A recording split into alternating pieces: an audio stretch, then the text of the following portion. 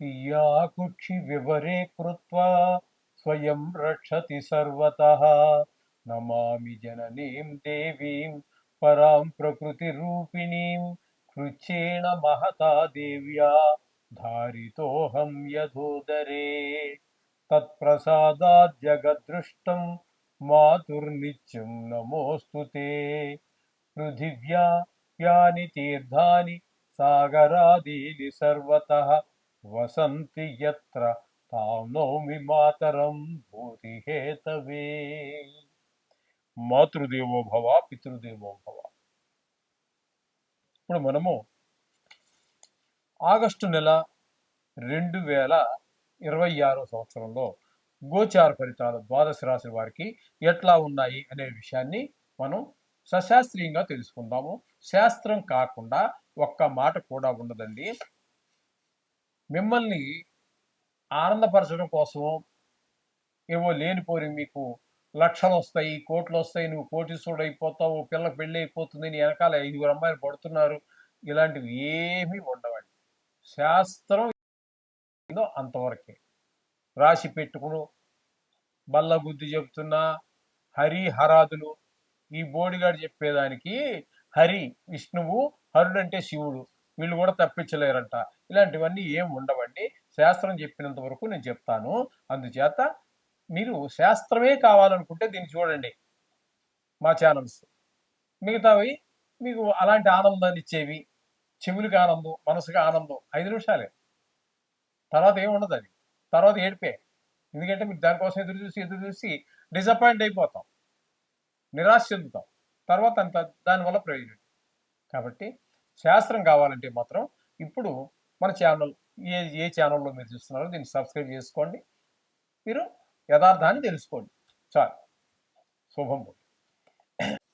మీనరాశి వారికి ఆగస్టు నెల 2026 గోచార ఫలితాలు ఏ విధంగా ఉన్నాయో సశాస్త్రీయమైన పద్ధతులు తెలుసుకునే ప్రయత్నం చేద్దాము. మీనరాశి వారికి జన్మంలోనే శని భగవాన్ యొక్క సంచారం జరుగుతోంది. జన్మము అనేటప్పటికీ తనుభావం. ఇది మీకు శరీరానికి అనారోగ్యాన్ని కలిగించేటటువంటి సందర్భం శని భగవానుడి వల్ల జరుగుతూ ఉంటుంది. అందుచేత ఆరోగ్య విషయంలో ప్రత్యేకమైన శ్రద్ధ తీసుకోవాలి.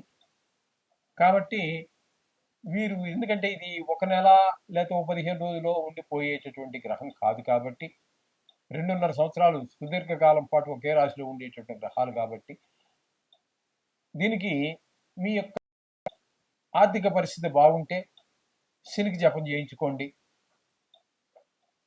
లేదు శని త్రయోదశి అట్లాంటివి ఏదైనా, లేదు ఉక్తి శనివారం అయినా పర్వాలేదు, కాస్త నువ్వులు తీసుకెళ్ళి ఆయనకి పాదాల దగ్గర వేసి నమస్కారం చేసుకోవటం, లేదా తైలాభిషేకం గుళ్ళో దిద్దు. అది పెద్ద ఖర్చు ఏమి వేల మీద ఖర్చు అయ్యేటటువంటి వ్యవహారం కాదు. గుళ్ళో టికెట్ 100 రూపాయలు ఉండొచ్చు, పూజారి గారికి 100 రూపాయలు, ఓ నూనెకి ఓ పండుకి అంతా కలిపి 200-300లో తేలిపోయేటటువంటి వ్యవహారం. శని భగవానుడికి పూజ చేయించుకోండి, అదొకటి సూచన. అలాగే ఇంకా ఆర్థిక పరిస్థితి బాగున్న వాళ్ళ సంగతి మనం చెప్పాల్సిన పని లేదనుకోండి. కానీ అసలు వాళ్ళకి కూడా కొన్ని డౌట్లు ఉంటుంటాయి, ఎక్కడికి వెళ్తే బాగుంటుంది అని. ఇతర రాష్ట్రాలకు వెళ్ళక్కర్లేదండి. ఆయనకి మనం అచ్చంగా ఇప్పుడు మనం ఉన్నటువంటి హైదరాబాద్ కాబట్టి మనకి ఈ తెలుగు బాగా ఇక్కడ భాష వ్యవహారిక భాష తిరిగే కాబట్టి, మదర్ టంగ్ తిరిగే కాబట్టి మనకి మందపల్లి అని చెప్పేసి చాలా విశిష్టమైనటువంటిది.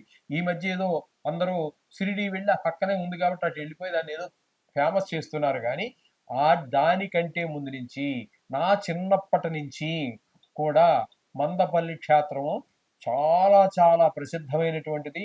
అక్కడికి వెళ్ళి నేను కూడా చేయించుకోవడం జరిగింది. వాటి యొక్క దుష్ప్రభావాల నుంచి బయటపడటం కూడా జరిగింది. అది స్థల మహిత్యం ఇంత అంత అని చెప్పడానికి అలవి కానిటువంటి ప్రదేశం. కాబట్టి అది ఈ మధ్య హైదరాబాద్లో కూడా ఏమో కట్టారు. వీటికి స్థల మహిత్యం అంటూ ఏమి ఉండదండి. ఇక్కడ ఏంటంటే నలుగురు లేకపోతే మొత్తం చందాలు వేసుకుని కట్టినవే కానీ వీటికి స్థల మహత్యం ఏం లేదండి. స్థలం దొరకడమే ఒక మహత్యం. అంచేత అలాగా కట్టినటువంటి కాకుండా స్థల మహత్యం ఉన్నటువంటి వాటి దగ్గరికి వెళ్ళి, డబ్బులు ఉన్నవాళ్లే కాబట్టి ధారాళంగా ఆ క్షేత్ర మహత్యాన్ని కూడా, శని భగవాన్ యొక్క పూజా ఫలంతో పాటుగా ఆ క్షేత్ర మహత్యాన్ని కూడా మీ అనుభవంలోకి తెచ్చుకుంటే చాలా మంచిది.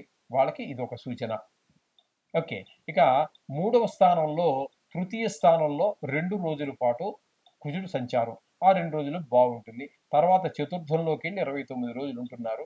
దాన్ని సుఖస్థానం అంటారు, విద్యాస్థానం అంటారు, మాతృస్థానం అంటారు, భూమి, గృహం ఇత్యాది అన్నీ కూడా. అక్కడ ఆహ్, కుజుడు ఉండటం అనేది ఈ రియల్ ఎస్టేట్ వ్యాపారం చేసేవారు ఎవరైతే ఉన్నారో వారు గాని, అలాగే ఈ మోటారు కార్లు గాని, బైక్‌లు గాని వీటిని కొత్తవి గాని లేదా పాతవి కొని రిపేర్ చేసి అమ్మేటటువంటి వారికి కానీ అనుకూలమైన కాలము కాదు రియల్ ఎస్టేట్ వ్యాపారస్తులకి వీరికి. ఇక్కడ కుజుడితో పాటుగా బుధుడు 5 రోజులు చతుర్థ స్థానంలో ఉన్నారు. ఆయన మాత్రం మంచి ఫలితాలే ఇస్తూ ఉన్నారు. తదుపరి అదే బుధుడు మనకి 5వ స్థానంలోకి వచ్చి 26 రోజులు ఉంటున్నారు.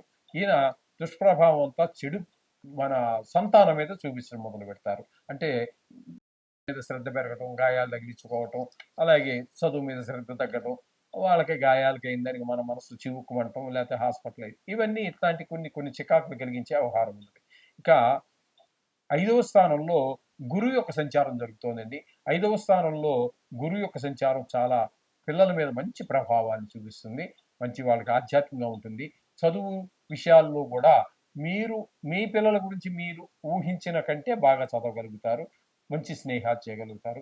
ఇటువంటి ఫలితాలన్నీ కూడా ఈ ఇంకోటి ఈ సంతానం కోసం ఎదురు చూస్తున్నటువంటి నూతన దంపతులు కావచ్చు, లేదా చాలా కాలం అయిపోయి ఇంకా కలగలేదే అనే మదన పడుతున్నటువంటి దంపతులకు కానీ ఈ గురువు పంచమ స్థానంలో ఉన్నప్పుడు సంతానాన్ని సత్సంతానం, అది కూడా సంతానం మామూలు సంతానం కాదండి. కాబట్టి ఈ 5వ స్థానంలో ఇక్కడ సంవత్సరం పాటు ఉంటారు ఎక్కడైనా. ఆ సంవత్సర కాలంలో సంతానం కలగడానికి మీ ప్రయత్నాలు మీరు ఇటు మన జ్యోతిష శాస్త్ర రీత్యా అయితే జ్యోతిష శాస్త్ర రీత్యా, కాకపోతే వైద్యశాస్త్ర రీత్యా అయితే వైద్యశాస్త్ర రీత్యా, వీలుంటే 2 కూడా ఆచరించండి. సత్సంతానాన్ని పొందడానికి ఒక అద్భుతమైనటువంటి అవకాశంగా మనం తీసుకోవచ్చు. అలాగే పంచమ స్థానంలో రవి 17 తారీఖు వరకు ఉంటారు. పంచమ స్థానంలో రవి శుభప్రదమైన ఫలితాలు ఏముండవు. సంతానం మీదనే చెడు ప్రభావాన్ని చూపిస్తూ ఉంటారు ఇక్కడ. ఇకపోతే అదే రవి అక్కడి నుంచే 5వ స్థానం నుంచి అంటే కర్కాటక నుంచి సింహానికి వచ్చి 14 రోజులు ఉంటారు. ఇది ఇక్కడగా 6వ స్థానం అవుతోంది కాబట్టి 6వ స్థానంలో రవి అద్భుతమైన ఫలితాలు ఇస్తాడు. మంచి శరీర ఆరోగ్యాన్ని ఇస్తాడు. అలాగే రుణాలుంటే తీర్చేయగలుగుతాము. శత్రువులు కూడా మిత్రులుగా మారుతూ ఉంటారు. అట్లాగే ఎవరితోటి గొడవలు గోలలు లేకుండా ఉంటాయి. మంచి పేరు ప్రఖ్యాతులు కూడా తీసుకొస్తాడు 6వ స్థానంలో ఈ రవి భగవానుడు. ఇది ఒకటి గుర్తుపెట్టుకోండి. అట్లాగే ఇక బుధుని యొక్క సంచారం చెప్పొసుకున్నాం కదా, అయిపోయింది. శుక్రుని యొక్క సంచారం తీసుకున్నట్టయితే 2 రోజుల పాటు 6వ స్థానంలోను, తదుపరి 29 రోజుల పాటు 7వ స్థానంలోను. ఈ 2 స్థానాలలోనూ కూడా శుక్ర భగవానుడు శుభ ఫలితాలు ఇవ్వడు. కాబట్టి షేర్ మార్కెట్లో పెట్టుబడి పెట్టేవారు కానీ, అటు సినిమా రంగంలో వారికి కానీ, ఇటు ఈ టీవీ రంగంలో ఉన్నటువంటి వారికి కానీ, లేదా పల్లెటూరుల్లో అనేక రకాలైనటువంటి కళలు, లలిత కళలు ఏవైతే ఉన్నాయో వాటిని జీవనాధారంగా చేసుకునేవారు కానీ, పేరు ప్రఖ్యాతుల కోసం ఆచరించే వారికి కానీ అంత అనుకూలమైనటువంటి కాలం కాదు. షేర్ మార్కెట్ వాళ్ళు ఎవరు శుక్రుడు యొక్క పరిస్థితి బాగాలేనప్పుడు షేర్ మార్కెట్ జోలికి వెళ్లకుండా ఉండటమే మంచిది. మనం చెప్పుకున్నటువంటి ఈ ఆగస్టు నెలలో.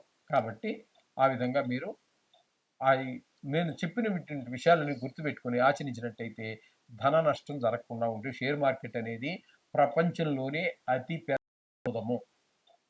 దాని నుంచి అయిపోతే ఒక్క రోజులో కోటీశ్వరుడు, లేకపోతే ఒక్క రోజులోనే మళ్ళీ బికారి, ఇటువంటి పరిస్థితులు ఉంటాయి. కాబట్టి శుక్రుడు యొక్క ముఖ్యంగా ఈ షేర్ మార్కెట్లో పెట్టుబడి పెట్టేవారు ఈ శుక్రుడి యొక్క ధనస్థానంలో ఉన్నటువంటి శుభగ్రహాల యొక్క ఫలితాలను, శుక్రుని యొక్క ఫలితాలను, లాభస్థానంలో ఉన్నటువంటి గ్రహాల యొక్క శుభగ్రహాలు ఉన్నాయా అశుభగ్రహాలు ఉన్నాయా వాటి పరిస్థితిని వీటినన్నిటినీ గమనించి మీకు ఇంకా వివరంగా కావాలంటే మీరు షేర్ మార్కెట్లో పెట్టుబడి పెట్టేటటువంటి అలవాటు ఉన్నవారు కానీ, ఎంత అలవాటు ఉన్నా అందులోనూ నష్టాలు వస్తూ ఉంటాయి, అవన్నీ సరే. కానీ సరి అయినటువంటి సమయం కోసం కావాలి అనుకుంటే కింద కనిపిస్తున్నటువంటి మా నెంబర్కి మీరు ఫోన్ చేసి అపాయింట్మెంట్ తీసుకుని రావచ్చు. మేము దాని గురించి మీకు ఆ కాలం మీరు వచ్చినటువంటి సమయం అంటే ఆ సంవత్సరం వరకు ఉన్నటువంటి పరిస్థితిని, ఆ నెల వరకు ఉన్న పరిస్థితిని, ఆ పక్షం వరకు ఉన్నటువంటి పరిస్థితిని చాలా వివరంగా మనం చెప్పడం జరుగుతుంది. అంచేత ఈ విధమైనటువంటి గ్రహ పరిస్థితి అంతా ఉంది. కాబట్టి ఏదేమైనప్పటికీ నవగ్రహ మంత్రాల్ని, ఆ శ్లోకాల్ని, మంత్రాలు కాదు శ్లోకాలు, మంత్రాలు అనేటువంటి కొంతమందికే వస్తాయి, కొంతమందికే అర్హత కూడా ఉంది. కాబట్టి శ్లోకం అనేది ఎవరైనా చదువుకోవచ్చు. అలాగే బీజాక్షర మంత్రాలు కూడా స్పష్టంగా పలకగలిగితే అవి కూడా కొంచెం, ఎందుకంటే ఒక అక్షరం కింద ఎక్కడ అందులో ఒక అక్షరం కనబడదండి. ఒక అక్షరం కింద 1, 2 అక్షరాలు ఖచ్చితంగా ద్విత్వాక్షరాలు, సంయుక్తాక్షరాలు అట్లా కలిసి ఉంటుంది. అది